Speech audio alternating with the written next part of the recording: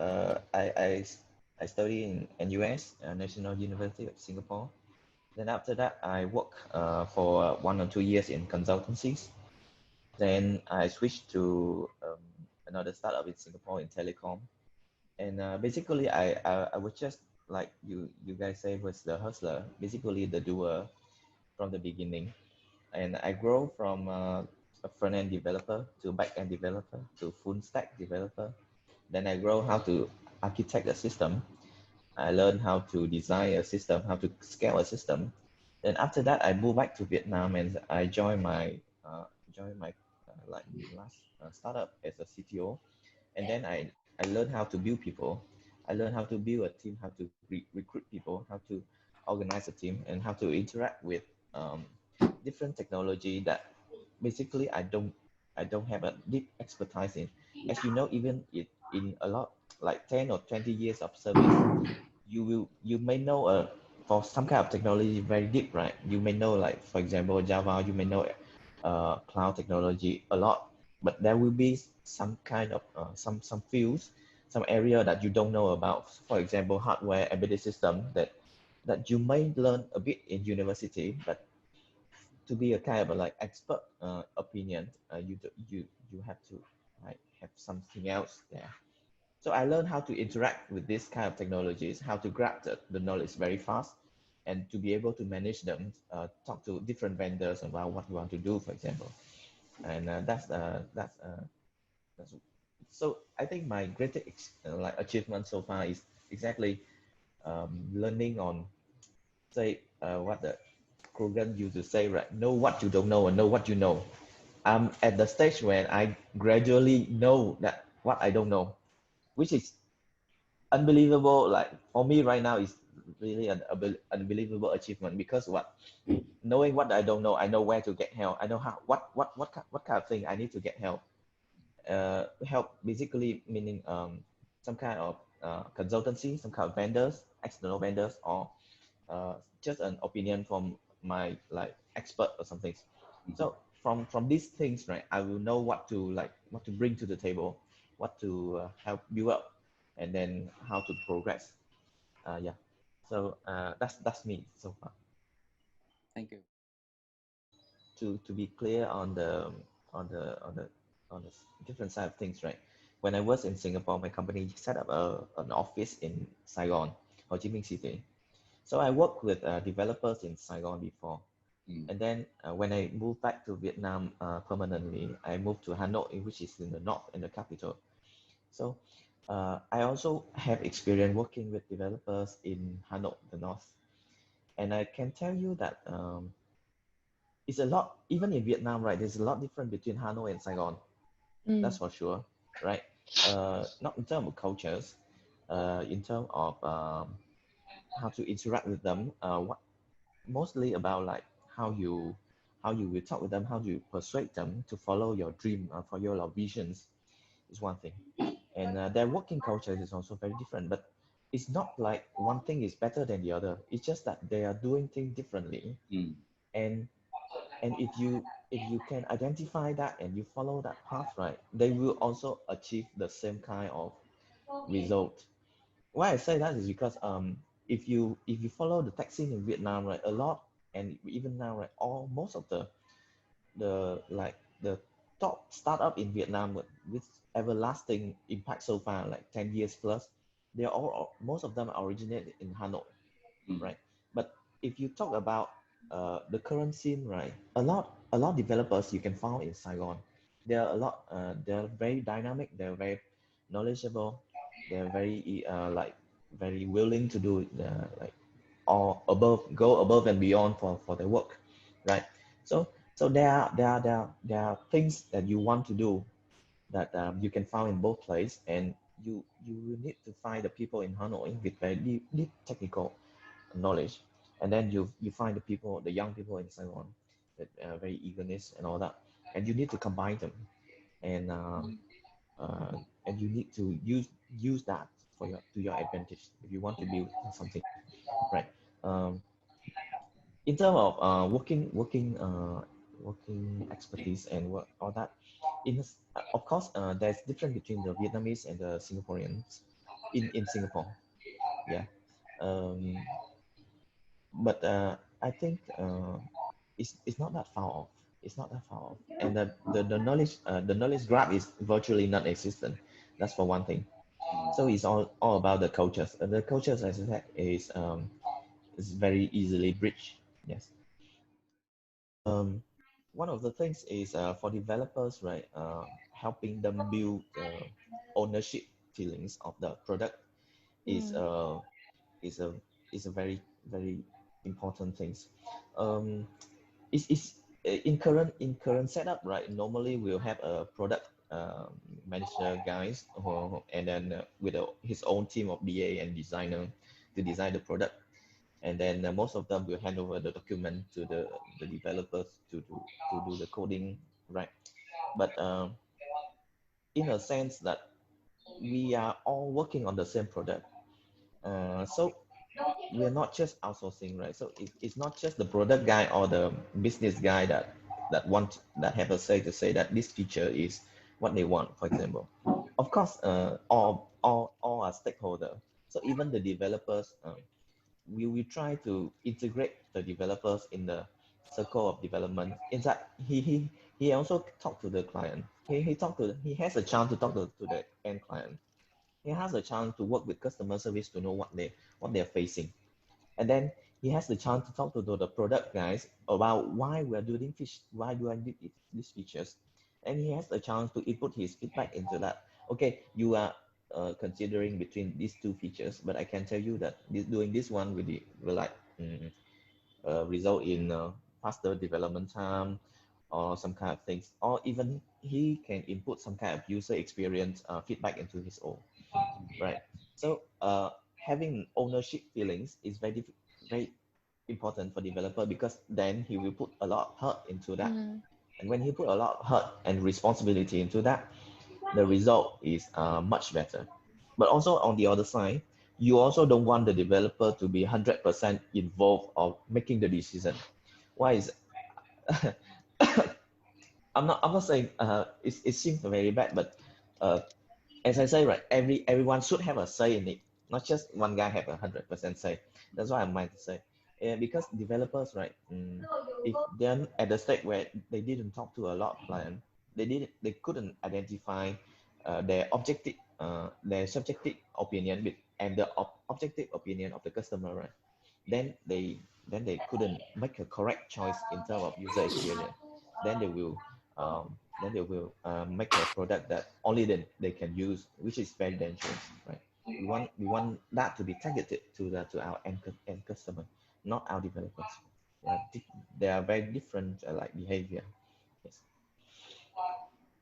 I hope that answers some kind of questions. Um, my first guess is right now will be either your network or your LinkedIn or your headhunter. But I think the channel in which you're looking for the people is not as important, because you have a lot of channel right now. Is the more important is who you should approach for this kind of job. Well, yeah, because you can approach a lot of people, right? Different channels. So what kind of person you should approach for these kind of things? Um, that's really like say for example in Vietnam, right? I realized that there's uh there's a lot of people that can do it actually. Mm, uh, but at the first stage also, when I move back here, it's not like they will suddenly give me the job, right? There was one of my senior who had a lot of trust in me. Okay, because why? Previously I was managing a team of 3 or 5 people only. Now he give me the resource and the time to actually grow my team from 2 people to 30 people. And along the way, I proved to him that I can do it. So there are a lot of people that has done it before, 1, 2 times, or a lot of times, and there are people that actually has the potential to go to that step. And my my advice is that actually you just have a lot, just put your trust in that. Actually, just put a trust in him. right? And then you will realize that with this kind of person actually can do it, all right? And then who you should put your trust in, of course, have to have some kind of credibilities, but doesn't have to have like 10 years of experience as CTO, for example. Yeah. More like potentials. You have to look at identify him as a bit of potential or not. It's actually very difficult to say for me because I'm graduating trying to put that into my own knowledge as well. Because in my experience, right, it's the same thing when I'm interviewing for to fill up my team. Who should I trust to put on, like, say this guy is just a junior, but I know that he can make the leap to be a senior, yet or not, is that kind of thing that I'm trying to talk to him a lot and trying to see how he approach the problems, right? And then see if he's having if he can do it, then good. If he cannot do it, then see if he has the logical thinkings, the critical thinkings to reflection on things or not, to actually make the leap or know and learn more about his work and then do his work or not. So uh is like, because I'm in the stage of trying to put this thought together, it's kind of like I cannot find a word for it, but like, mm, basically you just have to talk to him a lot. and then uh, and then you try to see his actually the thought his thought process, right? uh, and then how he handled his past experience as well. Why I say that? Because like when they talk about critical thinking, right, one of the skill the most about is that the critical thinking is not what you think at that time, right? It's what you do after that. What you Because you only know after that everything has happened, that you will reflect back and what your decision was wrong or not, and what you could do better for that decision. And then I think that's a very important skill. And then I try to look into that in all my developers. Why? Because they could have done a scalable system before, right? But did they think back and think that, oh, that was the wrong design, or he could have done something better or not, or he just used that's his design and then used for all his project from now on, which is, I think, a very very dangerous way of thinking. Yeah, I actually look for more like honesty, and it's not exactly honesty, but transparency, willingness. Yeah, transparency and willingness is that is he willing to share his thought or his decision making process? Is he willing to share why he did certain things or not? Because first of all, is to build trust between each other, because I'm also willing to share my own thought process, right? And then secondly, is helping each other to progress by that reflections. And then on the company as a whole, I know a lot of company recently also like that, like to point out that they want to grow the transparency level, because it's helped to build up the employee ownership of the company as well. Yeah. And then helping shaping the vision of the company. So I would say that transparency, willingness to, yeah. Um, it's a very interesting question, because what I see, say for example, in Vietnam we have Tiki, which is a unicorn right now, right? They have the developer center in Saigon, right? And then finally last year they set up another one in Hanoi, and they recruit very heavily in Hanoi. And then we have maybe I think Shopee also was in Saigon, in Ho Chi Minh City, and then now they moved to Hanoi, and not like they set up a one in Hanoi. And then we have a few like my current one, which have heavily present in Hanoi, and we are setting one in Saigon. So I said before, right? Actually, we are more like trying to mix things together and try to put all of them together instead of just one place. Regarding your first place, right? Whether it should be Hanoi or Saigon is actually really up to you and your co-founder. Uh, because I have been both places, I can tell you that both can work. All right, but between the co-founder preference and then the developer thought process, right? You have to talk to him to know the whether it match your thought process or not. Because people in Hanoi will talk differently. People in Saigon will talk differently. People in Hanoi will eat lunch differently. And the Saigon people will eat lunch differently also. Will spend their lunch different. They will spend their lunch time different. So you have to go and talk to that to actually, like to get the sense that whether you can like build a rapport with the people in Hanoi faster or build a rapport with people in Saigon faster. I can tell you that some people find that they can build a rapport in Hanoi really fast, right? Because the people in Hanoi, right, they yeah, they're very they're very like very deep. They're very deep and they're very like a calm lake, a calm sea, right? And then the people in Saigon, right, they're very dynamic, they're very young, they're very eager, right? So you have to talk, and then you feel that. Yes, and then of course there's developer and your co-founder preference as well. If you're technical co-founder or your maybe your general manager for the place, they want Da Nang also is fine because Da Nang right now a very like vibrant place as well. They are growing. Yeah. Thank you. Uh, I thought that was very difficult.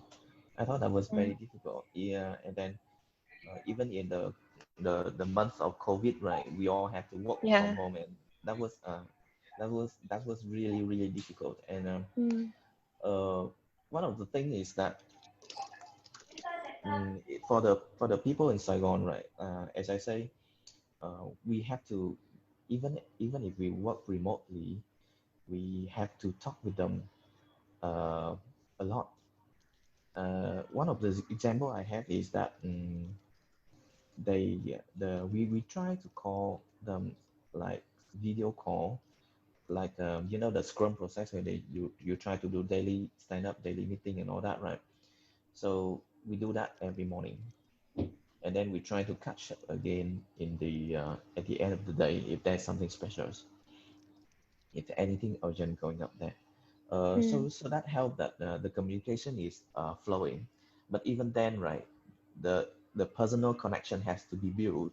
In that, even if you are in US, if you are in Singapore, even you are Hanoi and Saigon, you have to meet each other sometime. And that's where it happened that even in the COVID time, we'll try to organize some kind of like maybe meeting that where we maybe separate, but we can feel the physical connection. What's that is a physical. So if you're in US, right, maybe you fly back once a year or something, or in you are in Singapore, right, you fly back once a month or more frequent, so that you can interact with the developer, you can grasp the situation faster. Yeah, basically, I think the physical connection cannot be severe, cannot be cut entirely yet. Yeah. Yes, and then the beside of that, you have to you try to build the personal connection with the developers. So the personal connection is in that it's like your friends from the other side of the world, right? On Facebook, you may not be in touch with her, you may not meet her for dinner every week, right? But you can talk with her. You know that she's having a baby, she's or the other guy is getting married and all that. So you know your employee, you know your developers or what's going on in their life, whether they are looking their wife is due soon, which is like important stage of their life or not, or whether they're getting married or they are dating or something. Maybe sometimes not too deep, of course, but like try as a friendly level of connection of personal development, personal connection, because it helped that it bridge more, it bridge the gap between you and them. And then when the gap is bridged, right, the communications is will be faster, will be flowing faster. Yes. No, that makes sense. I guess to some extent you can't replace physical connection still. Yes. Yeah. I'm not saying you have to make friends, you have to become friends or very best friends. Yeah. But you have to care for each other as a human to human being, right? Of Right. course. So especially right, both the people in Hanoi and Saigon, right, they will appreciate your gestures of caring, right? When yeah, it's actually like maybe when you're big, you'll have a whole HR department for that. Or when you're co-founder, you have to make that connection yourself. What I'm trying to put back myself right now is that one of the skill I very appreciate from university time was that the critical thinking. In that, I try to reflect back on every decision I make, where and then that habit has to come from yourself, right? It has to become a reflection. Say when you drink water, you reflect back on why did you drink water? Because I was thirsty. Everything has a reason behind it. And then you drink, you go and eat a steak, right? You have to think back, oh, why did I eat steak today? Yesterday I ate steak already, right? And you have to reflect on your day-to-day behavior, and then you will put that into your work, and then you will think that, why did I put my code here? And then the next thing, why did I design the folder like this and all that? And then you will go to the next step of, why did I design the whole system like this, and how did it affect my next things? So the critical thinking skill is one of the most important skill as a person and as a developer that can use in his daily life and in his work as well. And for that next step, right? As I approaching like maybe almost 10 years since I graduated, I think I appreciate more and more about what I learned back in university and all that. When I first start out, right, the first 1 or 2 years, I think I used zero knowledge from university, and the next year I used 20%, and now I think I use almost 80 or 90% of knowledge from university, which is amazing. I uh, I I feel like I'm almost ready to go back to study something else already, because I finally know what like the power of knowledge money. Why? Because it's not just that what they taught is can be used directly, but I use that as say again as an anchor to know. For example, I know how computer architecture will evolve, right, based on past experience, based on current experience, and I would try to predict how it will go next, and then I would try to see how will the trend evolve toward the new one. So it's all combination of a lot of things, but I think university, especially good one like NUS, like the one in US, they never teach us anything that is useless. It is just us that don't know how to use our knowledge yet, right? And for developer, right, one of the most important thing is to get every chance of to expose to different part of the system as you can.